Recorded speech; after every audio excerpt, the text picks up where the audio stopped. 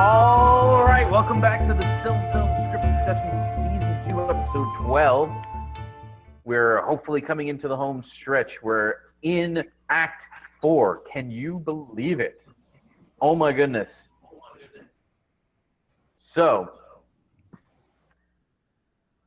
we have Feanor arriving at the party. How are we going to arrange this? Because this is kind of the centerpiece of this act. But we can't bring it to a climax because we still need to cut back to Formanos to have a scene between Nerdanel and Finway, because we need to remind people that they're there alone together. So that when we do that just as like the end. We can, but if we want to have the teaser, Melkor and and Ungoliant on. Yeah, we have to end on Melkor and Ungoliant. Yeah. Right, which means that it's a weird kind of. I see. Okay, so walk into a way that everyone's eyes are drawn to him. That's just naturally how Feanor enters rooms. Yep. So no one has seen him in years because he's been out in Formanos. Right. A party, not dressed for a party. Yeah. So he's making a pretty strong statement. You would think everyone stares at him, like that's going to be what happens here. All his sons are with him, apparently in our version. So he has this like little posse. Mm-hmm. How are they dressed? Yeah. I would say that they're following suit. That would, I mean, I'm thinking kind of images, and there is a long shot showing all of these elves in gorgeous apparel and various colors, and then semicircle of blank space, and then there's this crescent of posse dressed in dark colors, maybe Feanor in black and the others just in dark colors. They're like, oh, I didn't realize that we were wearing dark. Let me get my dark blue jacket. I can definitely, Feanor always has to be the most fill in the blank. So it makes sense that he's wearing the most somber outfit. Because of course he is. It's a great visual. Okay. My favorite thing about this is that potentially Feanor is going to be like, oh, they're all whispering about me. It got quiet when I walked in. This just proves what I've been saying all along of how like misunderstood I am and how everyone's ganged up against me. But by his very entrance and apparel, he's reinforcing the idea of screw you guys. Yes. But he's doing it to himself. Right. Yes. And that's, I think, an important note to, yeah, sure, he is. He brings it on himself, 100%. Right. Well, it's also kind of like, so the POWs in their cells would occasionally do things to create a certain amount of control for themselves. For example, if they were brought in to be interrogated, they would come in and they would move the chair slightly and sit down where they wanted to sit. You know, or when somebody came into their cell, when one of the guards or warden was coming into their cell, they would invite them in. Yeah. Oh, why come right in? Would you like to have a seat? Again, they're creating a certain level of control where they have none. Right. Yeah. And that's kind of in a way what Feanor is doing here. The question I have is, who's the first person to talk to him? It can't be Fingolfin because we need to save that. Yes. Yeah.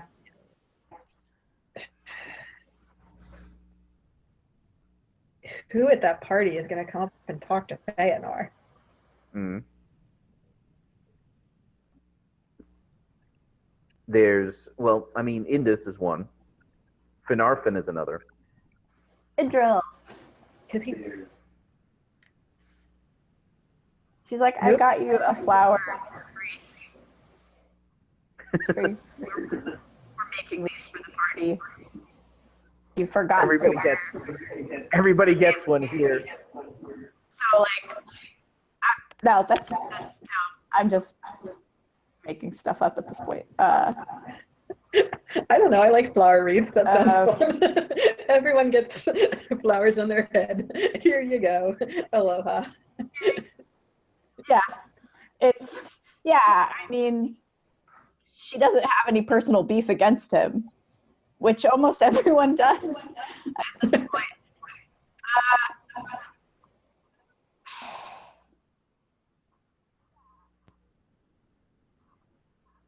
Who would talk to Feanor at a party? Well, I mean, my number one suspect is Finarfin. Hmm. Yeah. What about Ale? Hey. Mm-hmm. Yeah. Which would kind of mirror what he did at the beginning. Yeah. Yeah.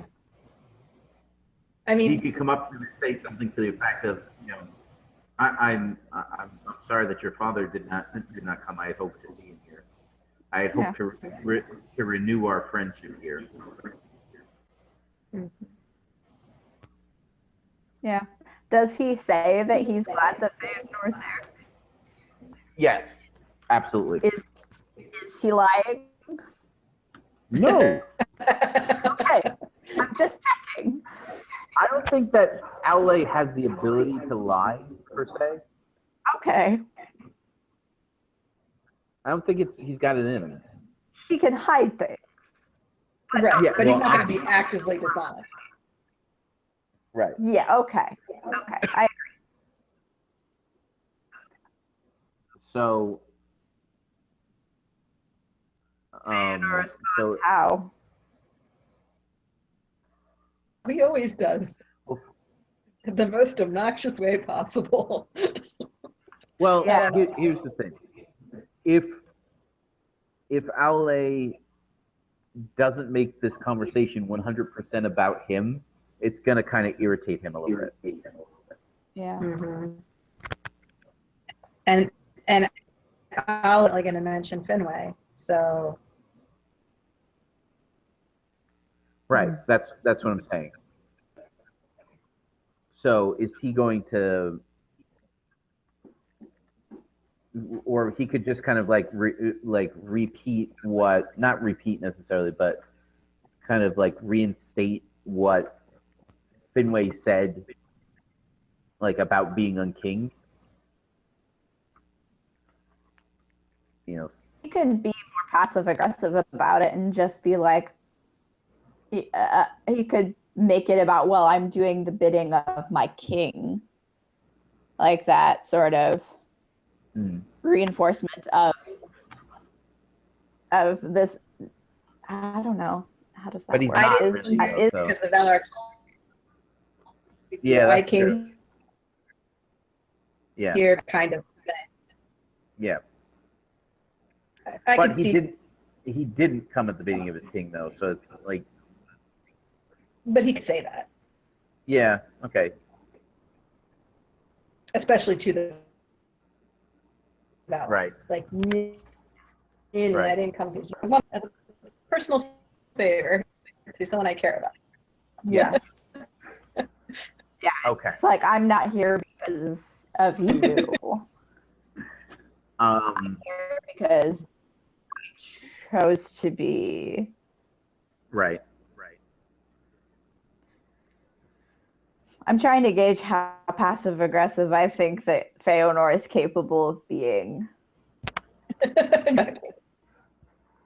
Well, also, the more I think about this, the more I think that we can't come back to Formanos at all, because it's going to mess up the tension. The question is going to be, like, how are we going to string this set of scenes along? That's a great question. Because we're in the final act. Right. Yeah. And so far, we've had what's approximately a minute tops conversation. Yeah. He can't be brought before the Valar right away No. for the reckoning. No. So, like, does the party start again? Maybe. I mean, Joe Schmo Elf could like walk up with a cocktail tray and be like, "Here you go." The music starts up again, and everybody's like, "Okay, pretend everything's fine." Well, actually, having little Idril walk up to him with a flower does kind of de-escalate that moment. Yeah, and Idril is this diplomatic force later on in the story. She has chops later on, so it shows that she's got good instincts, even as a kid, of how to that is fraught would be interesting. To have a little kid walk up and hand someone a flower. It's not like it's never been done before on screen, but we could do that. I can think. Yeah, and it, you know, like it could be something like if it's something that everybody that's at the party already has, like we can subtly just have everybody have one somewhere on their person, and she can say, "Here, everybody gets one." Yeah. And it's adorable, and even Feanor himself can't bring himself to shut her down. If you're playing like I'm a victim who's suffering, and you're a jerk to a little kid in front of everybody, it kind of ruins that whole victim image. So he has reasons to do that. Also, it's this great just visual moment of here is a symbolic physical item that unites you, at least visually, with the rest of the group.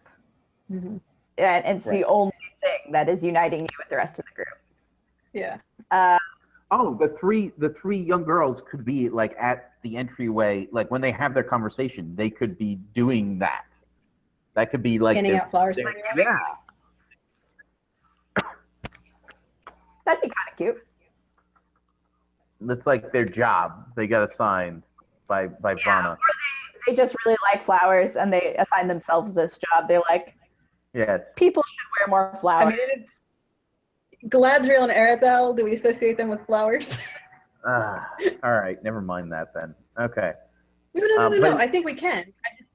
I think it's just random more so than, ooh, I want to be the flower girl. Yeah. Idril could be like, ooh, I'm excited flowers. And she could be the little kid who's like, oh, I want to help you, Auntie. Or she could kind of like drag them into it. Yeah. Okay. So her mom could be there this time because she wasn't for the previous conversation, but Ellen Way can be part of this group. Yes. So. I say yes. Because the last time we saw Ellen Way on screen is when Feanor interrupted her wedding to show off the Silmarils that he just made. Aki. I'm just saying. So if we see her again now, when Feanor walks in without the Silmarils on, it's kind of, it calls back that entrance. I don't know. It might visually connect. Yeah, it's like she just is over there giving him the raised eyebrow, like, gonna ruin this party too. That's just the thing you do, Feanor. Just the thing you do. That's just what you do. And Idril's like, I sense tension in the room. Here's a flower. Yeah. Fix it. So they go back to party. Mommy, I love you. When parents yell at you. They go back to party, and the Feanor and Sons look super uncomfortable. Yeah. Is there somebody who like starts actually eating and drinking, and the others just kind of look at him like, seriously, dude? What are you doing? And he's like, it's free cocktails. There are no herbs, you guys. You always can eat buffet, man. What's wrong with you? I mean, we're 7 guys. What better way to get vengeance on our enemies than to eat their hors d'oeuvres as a symbol of I'll eat more than my share of hors d'oeuvres to really stick it to him. Yeah. Teach them to invite parties. I'm glad that we've established the conversation of the Sons of Feanor around the food table. We're going to passively aggressively eat all these hors d'oeuvres. Well, I wasn't necessarily thinking that there would be a whole conversation about it, but the idea of one of them being like, "Oh, there's food," I'm just gonna start eating, and the other's like, just giving him Yeah. "We're mad. Yeah. We're all I'm hungry. I just came all the way here. Which Son of Feanor would be most likely to just blend into the group? Just blend in, like to just start." Well, you said the one who's going to start eating or whatever. Be like, oh, I'm at a party. I'll just do my thing and not worry about all the tension in the room. It could be the twins. Which one has Sorry, you both said at the same time. Oh, go ahead, Nick. I was saying it could be the twins both doing it. That would be funny. They're the youngest. Seems like the logical choice for them to accidentally. Right, accidentally. Now I'm thinking brave. Yeah, well, I mean, you got to think that if there were comic relief in the very super serious Sons of Feanor, it would be the twins. Sure. Maybe. I was also Even thinking in your Mac- story, Marie, they are the most lighthearted. Okay. MacLeod, did you say? I was thinking MacLeod would be to just go with whatever's going on a little bit, so he'd be a little bit less put upon to like act the part. But I don't know that that's true. Yeah. And he does tend to follow his brother's example rather than set the example, so it's possible the twins would be a better odd man out this time. Also, giving us an opportunity to like the twins for any reason does hit us harder when one of them horrifyingly dies. Yeah. Yep. I think the twins are a good pick too, because it's one thing to be kind of acting outside of norm, but it's a lot easier to do that if you have one person with you. So like they're enabling each other, and they're like, "I'll do it if you do it." Okay, get yours. Go get them. It's easier to be brave if you've got a sibling right next to you who's like, "Okay, yeah, we're on the same page. I'm starving, and there's cheese and crackers right there." Yes. I want cheese and crackers. Cheese and crackers. Yeah. Pirates booty, cheese and crackers. Pirates Booty does not pay us for advertising, but they should. Product placement. Right, because if anybody has watched 3 hours of this video, 4 hours of this video. They need snacks. Okay. So I feel like we need at least one more scene before we get into the heavy. Sure. I mean, could Aradel try to start a conversation with Carafen or Caligorm and have them brush her off? Yeah. Have them do the I can't hear or see you thing. Yeah. Yeah, kind of like. I don't just to show that, just because there's a little bit of like acceptance here that there is a clear demarcation of, especially if we had her talking earlier of, oh, I hope they come so we can see them, and then they're right there and they pretend they can't see her. Yeah. And I think that if we have them next to like a food and drink area, because we can go straight from the twins to let the camera slide over to them. We need to show Huan doing something. What can Huan do at this party? Be adorable. Well, I would like to see him kind of at least temporarily reunited with his old pack mates. So he goes and hangs out with the Valar's dogs. Right. Oh, yes. More puppies. I think Trisha will like that. More gigantic hounds, yes. Doggies. More gigantic, dogs that ugly puppy. wolfhounds. All puppies to me. Like, I do think Juan is made more adorable the uglier a dog he is, personally. But Oh, really? Yeah, I think I'm being like scruffy, but I like what I like. Well, That's my favorite kind of dog. yeah. Well, I mean, like, Irish wolfhounds are not the most kind of cutesy looking dogs. They're kind of wild and scruffy looking. Yeah, they're all leg, so they're very tall but don't have much body to them. Right. They've got this sort of scruff. It's just the cutest. I don't want to own one, but I want a friend who owns one, so I can visit. You have to have a lot of yard I do not. Yeah. for one of those to run around in, Exactly. and they only live about 8 years. The other thing is that the bigger the dog, and they've got like health problems that Yeah. keep up with. So that's why I want a rich friend who has one. Right. There are health issues that come along when mankind messes with the genome. That is true. Well, in particular, Irish wolfhounds almost died out, so they had a bottleneck about 100 years ago. Yep. So that makes them a particularly non-robust genetic breed. Yeah.